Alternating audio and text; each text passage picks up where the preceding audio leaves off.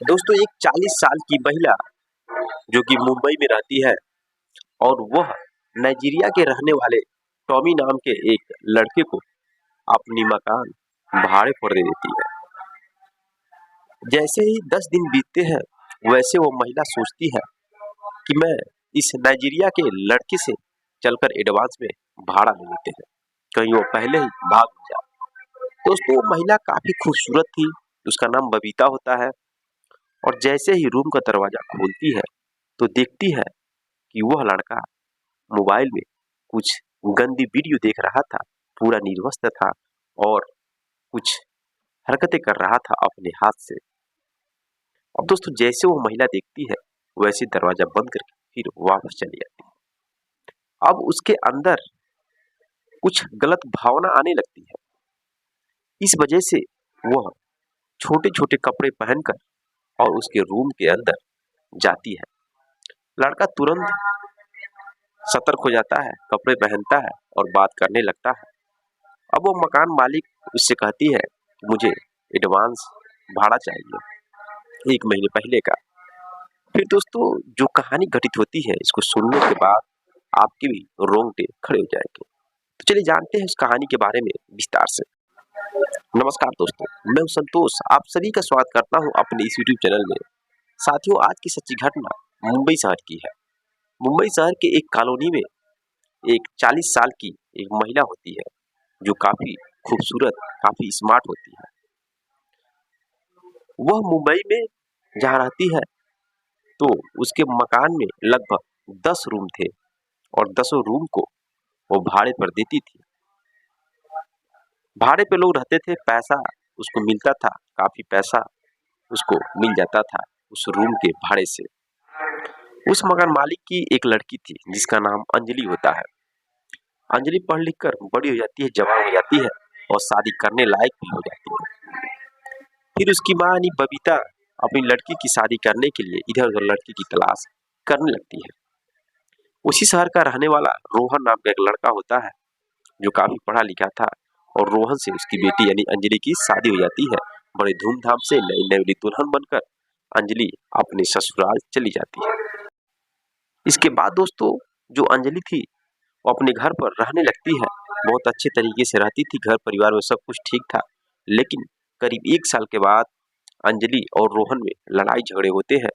इस वजह से नाराज होकर अंजलि अपने माँ के घर यानी अपने मायके चली जाती है और माँ के साथ रहने लगती है। दोस्तों उसके आने के करीब 1 महीने बाद नाइजीरिया का एक लड़का काला हबशी आता है जिसका नाम टॉम होता है और वह मुंबई में किसी काम से जाता है। वह मकान खोजने लगता है भाड़े पर। खोजते खोजते इस बबीता के पास पहुंचता है तो बबीता के मकान में एक रूम खाली था। उस टॉम को वह भाड़े पे दे देती है और टॉम रहने लगता है। मेरे दोस्तों अभी रहे हुए 1 हफ्ता बीता होता है। 1 हफ्ते के बाद उस महिला के दिमाग में आता है क्यों ना हो इस लड़के से एडवांस में 1 महीने का भाड़ा ले लिया जाए। यह सोच करके वह उस लड़के के रूम में जाती है, दरवाजा खोलती है। जैसे दरवाजा खोलती है वैसे देखती है कि जो टॉम है वो पूरा निर्वस्त्र था और मोबाइल में गंदी वीडियो देख रहा था, सेक्सुअल वीडियो देख रहा था और अपने प्राइवेट पार्ट पर अपना हाथ रखा हुआ था। महिला जैसे देखती है फिर वो दरवाजा बंद करके चली जाती है। अब दोस्तों उसके अंदर की जो कि हवस है वो जाग उठती है उसके प्राइवेट पार्ट को देखकर। अब इसका मन बेचैन हो जाता है और वो कुछ सोच समझ नहीं पाती है। करीब 2 दिन के बाद अब वह पूरी तरह से अपनी मन बना लेती है उस लड़के के साथ सारी संबंध बनाने के लिए। इस सोच को रखते हुए वह छोटे छोटे पहले कपड़े पहनती है और कपड़े पहनकर इस सिलसिले से वह उस लड़के के रूम में जाती है। जब जाती है तो उसके पास बैठती है और बात करती है कि टॉम मुझे तुम 1 महीने का एडवांस भाड़ा दे दो, उसके बाद तुम इस मकान में रहना। और टॉम जैसे सुनता है तो टॉम कहता है कि मैम आपने पहले तो नहीं बताया और मैं 1 महीने जैसे ही समाप्त होगा उसके बाद मैं आपको भाड़ा दे दूंगा। लेकिन वो बबीता कहती है नहीं, ऐसे काम नहीं चलने वाला। वो कहती है कि मैं तुम्हें रूम से निकाल दूंगी अगर भाड़ा नहीं दोगे तो। अब टॉम कहता है मैम आप कैसे ऐसा कर सकती हैं, पहले तो आपने बताया नहीं। फिर बबीता कहती मैं मजाक कर रही हूं। फिर वो टॉम भी हंसने लगता है। उसके बाद बबीता जो है उसके पास बैठ जाती है और उसके जांघ पर अपना हाथ रख देती है। टॉम समझ जाता है कि इस महिला के अंदर हवस की आग जग चुकी है। दोस्तों उसके बाद टॉम उसको उठाता है और बेड पर लिटाकर उसके साथ गंदा काम करने लगता है, शारीरिक संबंध निभाने लगता है।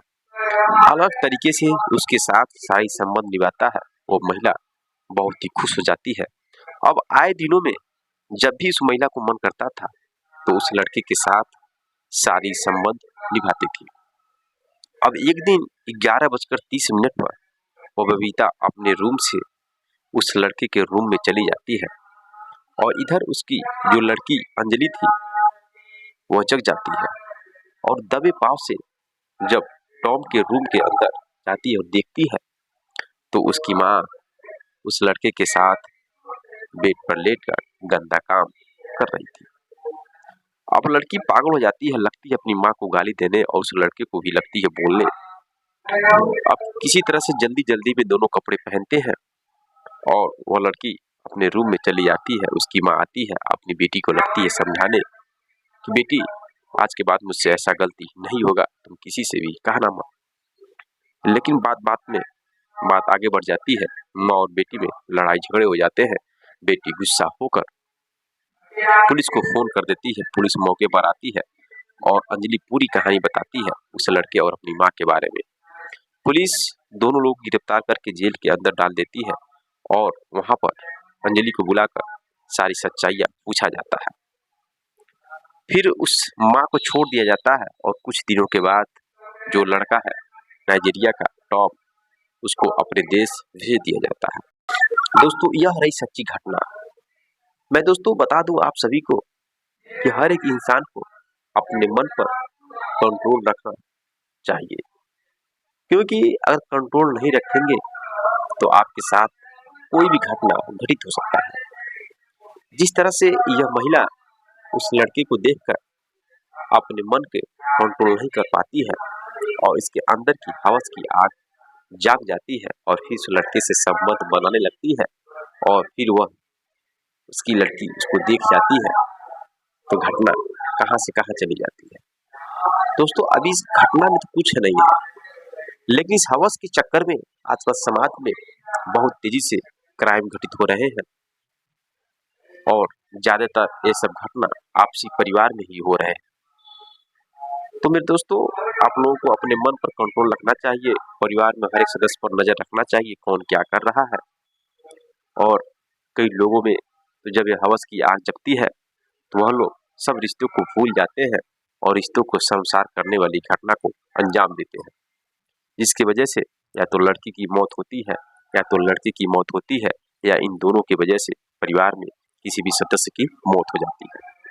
तो दोस्तों यह रही सच्ची घटना। अगर आपको थोड़ा सा भी अच्छा लगा तो चैनल को सब्सक्राइब, वीडियो को लाइक करें। मिलते हैं नेक्स्ट वीडियो में नेक्स्ट कहानी के साथ, तब तक के लिए जय हिंद जय भारत।